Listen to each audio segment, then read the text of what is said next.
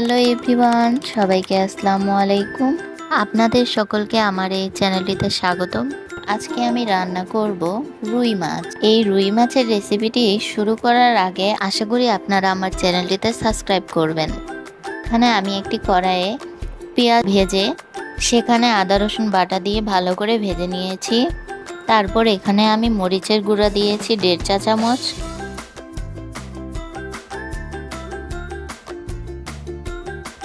তারপর হলুদের গুঁড়া দিয়েছি 8 চা চামচ, লবণ দিয়েছি 1 চামচের একটু কম।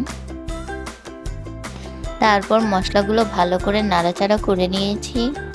মশলাটিকে ভালো করে কষায় নিব।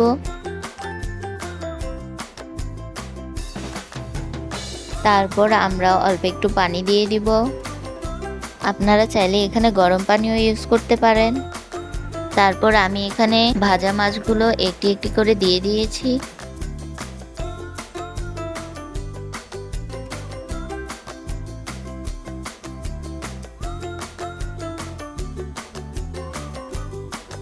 এবং ভালো করে মাছগুলোর সাথে মশলাগুলো মিলিয়ে নিয়েছি। তারপর আমরা এখানে পানি দিয়ে দিব।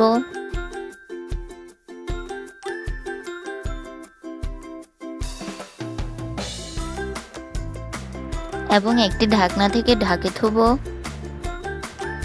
এখানে আমাদের খেয়াল রাখতে হবে চুলার আঁচটি যেন মিডিয়ামে থাকে। আপনারা দেখতেই পাচ্ছেন আমার রান্নাটি হয়ে গিয়েছে। এর উপরে আমি জিরা গুঁড়া দিয়েছি ভালো স্মেলের জন্য, আপনারা চাইলে নাও দিতে পারেন। মাছটি আমি একটি বাটিতে সার্ভ করে নিয়েছি। আপনারা দেখতেই পাচ্ছেন মাছটি কত সুন্দর হয়েছে দেখতে।